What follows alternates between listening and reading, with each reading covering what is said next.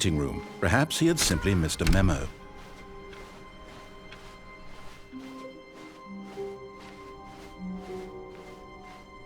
When Stanley came to a set of 2 open doors, he entered the door on his left.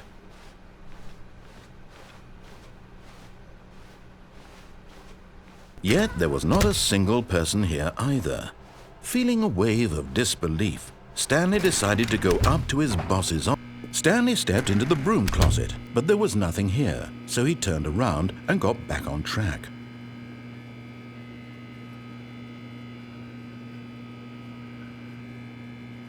There was nothing here. No choice to make, no path to follow, just an empty broom closet. No reason to still be here.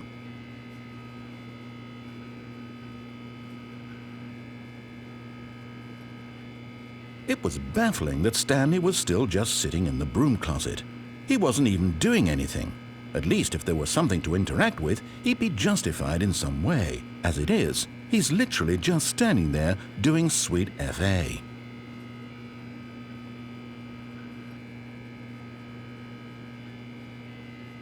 Are you really still in the broom closet? Standing around doing nothing? Why? Please offer me some explanation here. I'm genuinely confused.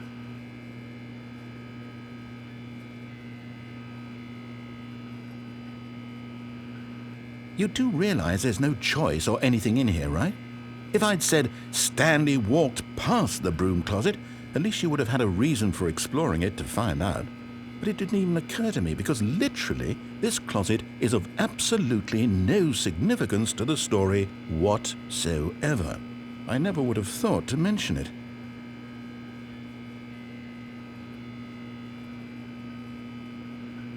Maybe to you this is somehow its own branching path. Maybe when you go talk about this with your friend you'll say, "Oh, did you get the broom closet ending? The broom closet ending was my favorite." I hope your friends find this concerning.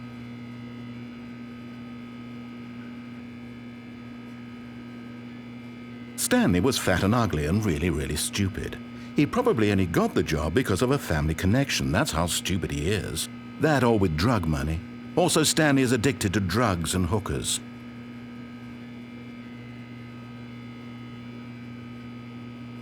Well, I've come to a very definite conclusion about what's going on right now. You're dead. You got to this broom closet, explored it a bit, and were just about to leave because there's nothing here, when a physical malady of some sort shut down your central nervous system and you collapsed in front of your screen. Well, in a situation like this, the responsible thing is to alert someone nearby so as to ensure that your body is taken care of before it begins to decompose. Hello? Anyone who happens to be nearby? The person at this computer is dead. They have fallen prey to any number of your countless human physiological vulnerabilities. It's indicative of the long-term sustainability of your species. Please remove their corpse from the area and instruct another human to take their place, making sure they understand basic first-person video game mechanics and filling them in on the history of narrative tropes in video gaming, so that the irony and insightful commentary of this game is not lost on them. All right, when you've done that, just step out into the hallway.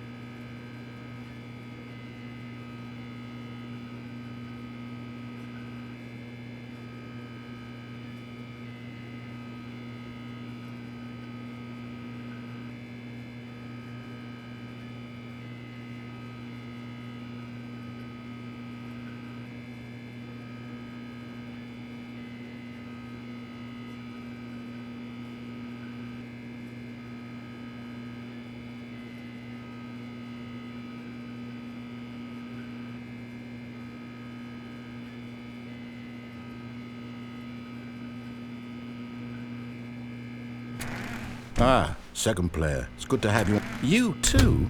Unbelievable. I'm at the mercy of an entire species of invalids. Perhaps there's a monkey nearby you can hand the controls to. A fish? Fungus? Look, you can hammer out the details. I'm not particularly picky. I'll just be waiting for when you're ready to pick up the story again.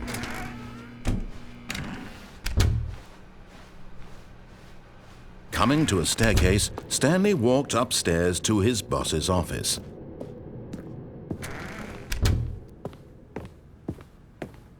Stepping into his manager's office, Stanley was once again stunned to discover not an indication of any human life.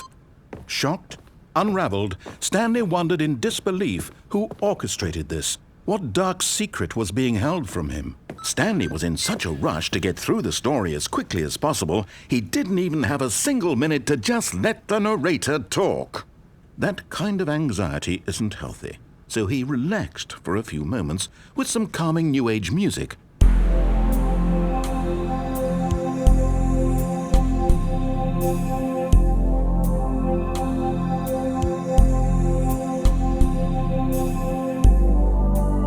Feeling soothed and rejuvenated, Stanley calmly walked forward into the opened passageway.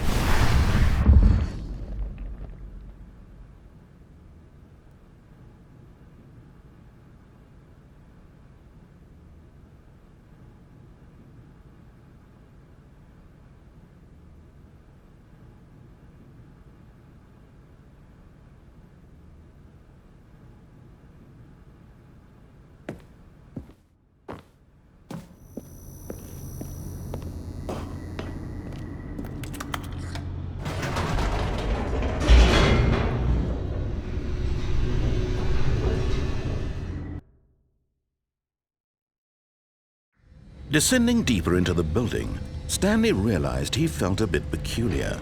It was a stirring of emotion in his chest, as though he felt more free to think for himself, to question the nature of his job. Why did he feel this now, when for years it had never occurred to him? This question would not go unanswered for long. Whoops, nope, never mind. Stanley actually got back into the elevator and went back up. Silly me. Why did Stanley do that when he knew that it would just lead back to his boss's office? Well, that's a great question. I just can't wait to find out.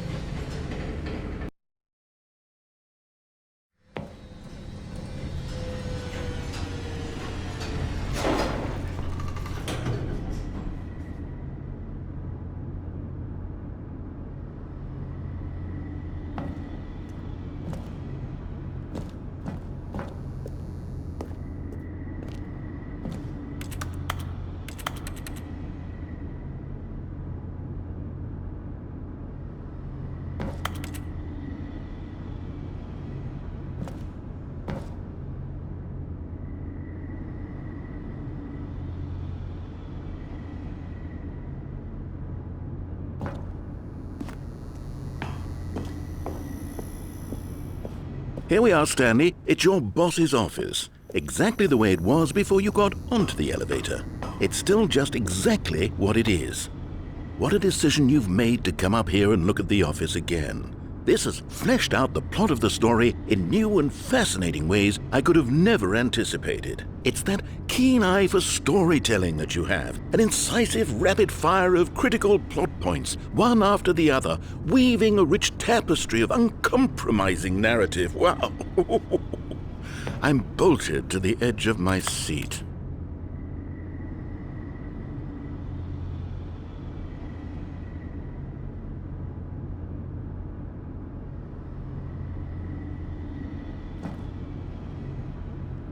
Incredible.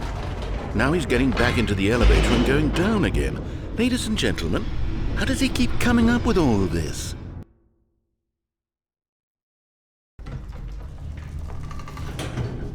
Surely this time Stanley will walk forward into the spooky corridor, won't he? Stanley walked straight ahead through the large door that read Mind Control Facility.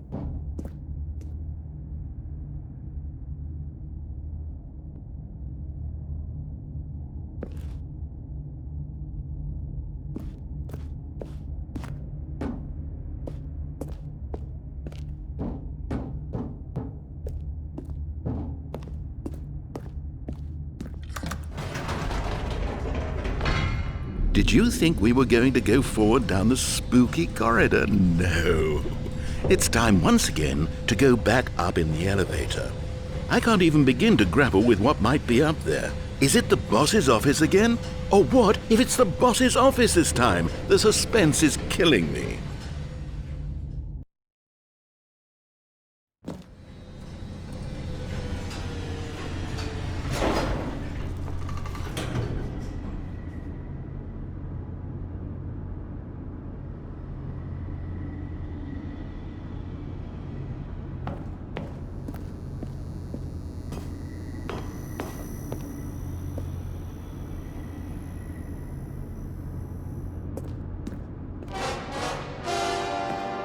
Oh my God, it's the boss's office. This absolutely changes everything for me. Give me a time out here for a minute while I process this.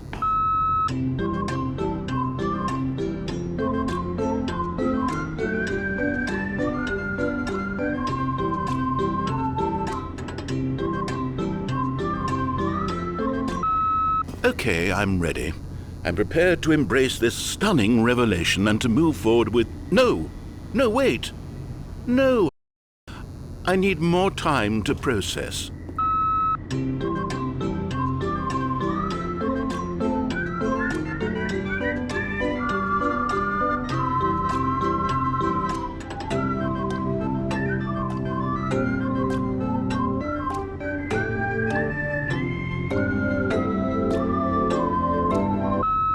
All right, I have fully come to terms with it.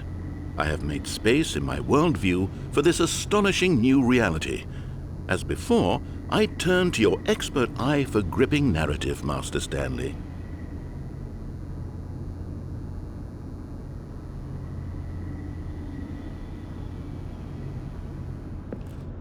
Of course, going back down in the elevator.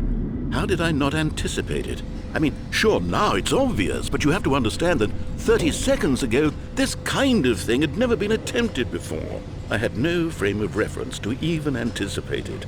That's just how revelatory Stanley's decision-making is, a breath of fresh air in a landscape of storytelling that has grown stale and repetitive.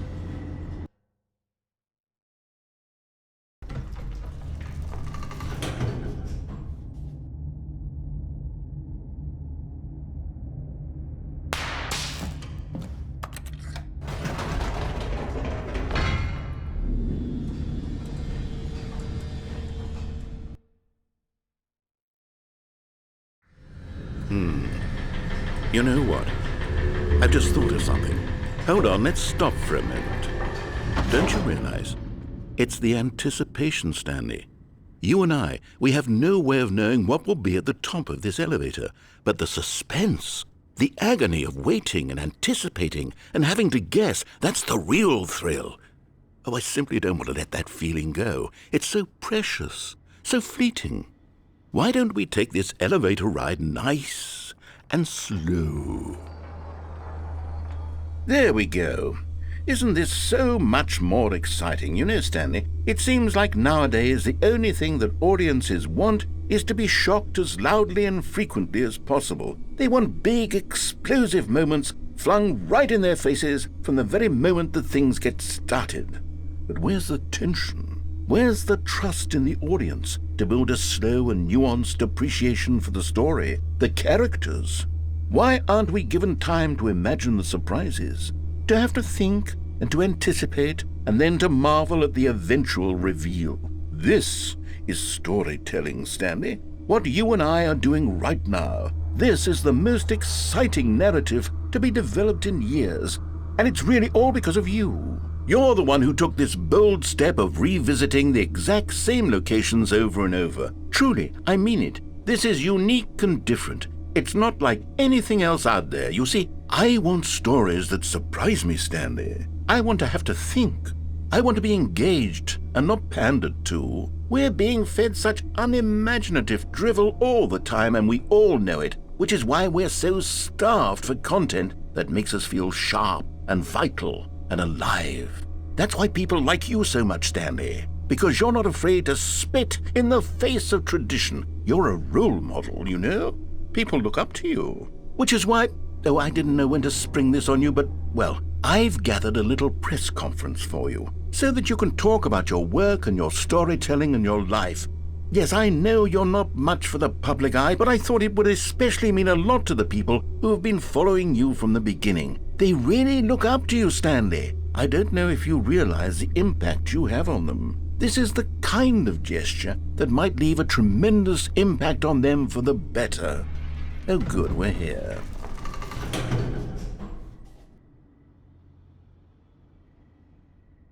Okay, the room where we're holding the press conference should be just around the corner here somewhere.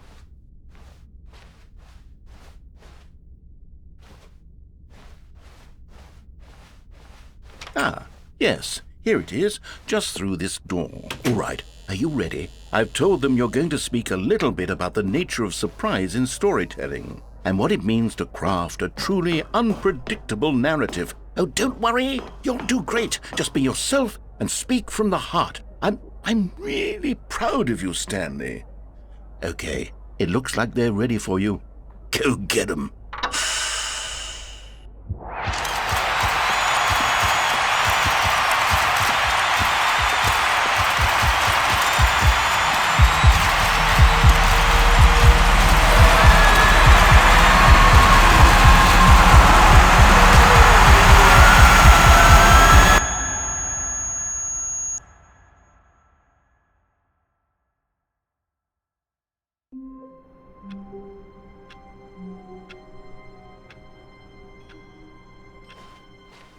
All of his co-workers were gone.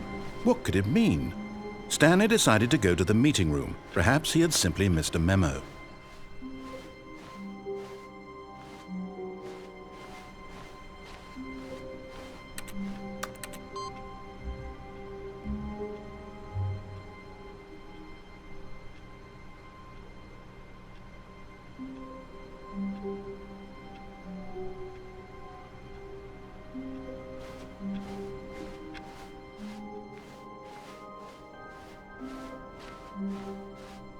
When Stanley came to a set of 2 open doors, this was not the correct way to the meeting room, and Stanley knew it perfectly well.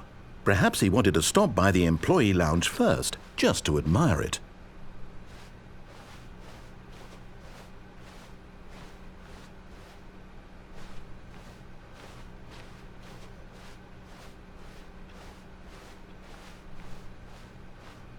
Ah, yes, truly a room worth admiring. But eager to get back to business, Stanley took the first open door on his left.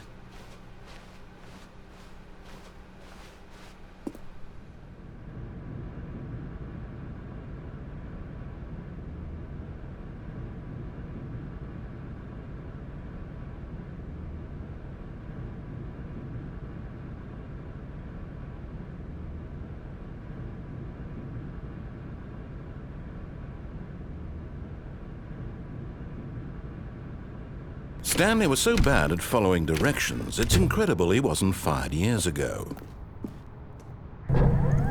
Look, Stanley, I think perhaps we've gotten off on the wrong foot here. I'm not your enemy, really, I'm not. I realize that investing your trust in someone else can be difficult, but the fact is that the story has been about nothing but you all this time. There's someone you've been neglecting, Stanley. Someone you forgot. What? Really?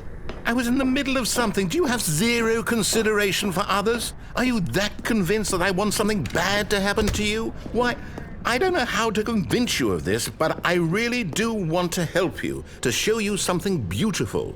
Look, let me prove it. Let me prove that I'm on your side. Give me a chance.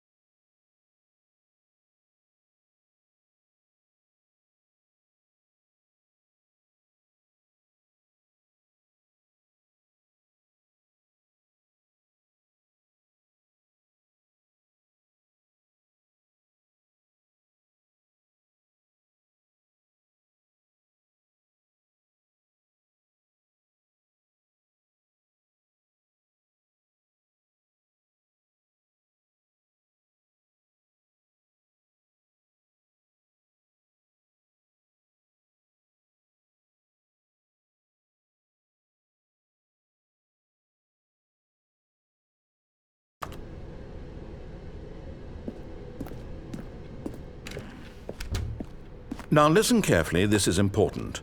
Stanley, you found one of them. One of the miniature Stanley figurines. Remember, no reward for collecting all of these, only the intrinsic pleasure of a job well done. You can't buy that sort of happiness, Stanley. God knows I've tried. So, I implore you to savor each and every moment you come across one of these beautiful figurines.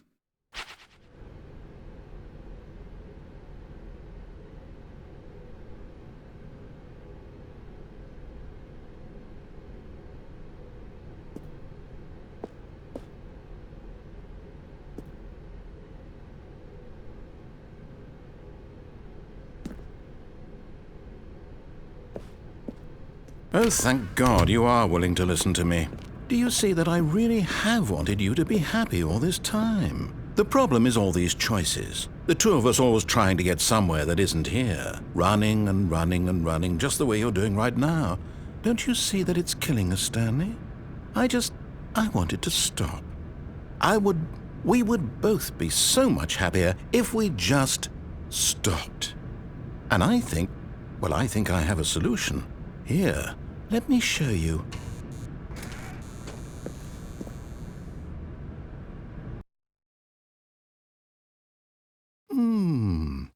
What do we want? What are we looking for?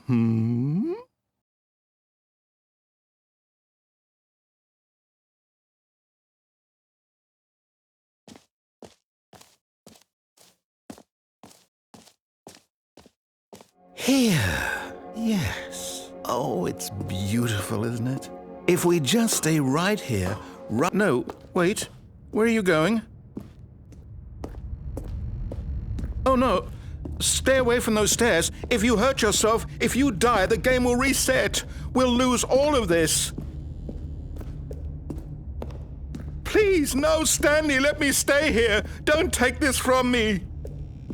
Please, Stanley. No! Oh, no.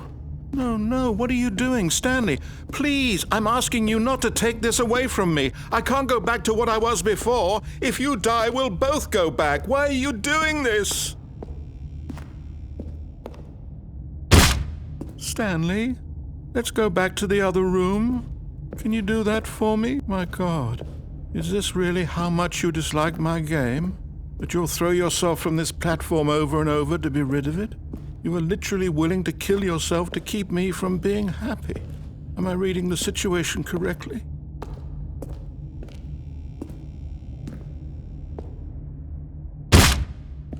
Or maybe you're just getting a kick out of it.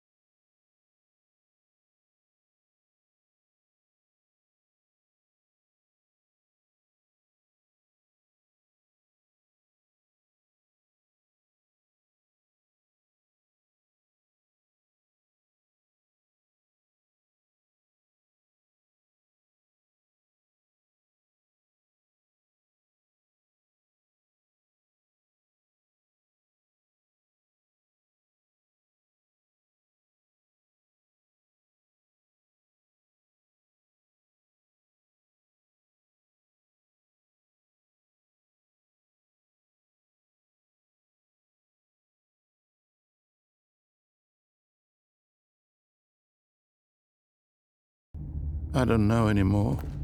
I just wanted us to get along. But I guess that was too much to ask. It looks like you wanted to make a choice after all. Well, this one is yours.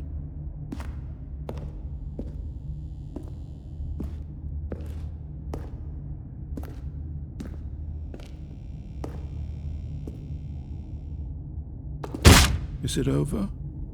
It's going to restart, isn't it? I'm going back.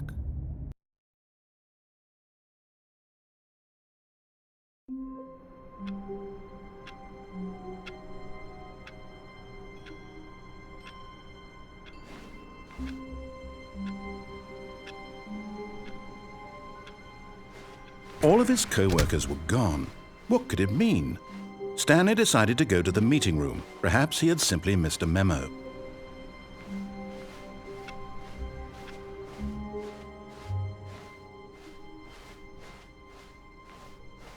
When Stanley came to a set of 2 open doors, this was not the correct way to the meeting room, and Stanley knew it perfectly well. Perhaps he wanted to stop by the employee lounge first, just to admire it. Wow, yes, this room. What a beautiful room. What a gorgeous, gorgeous room. Thank goodness Stanley had taken this detour on his way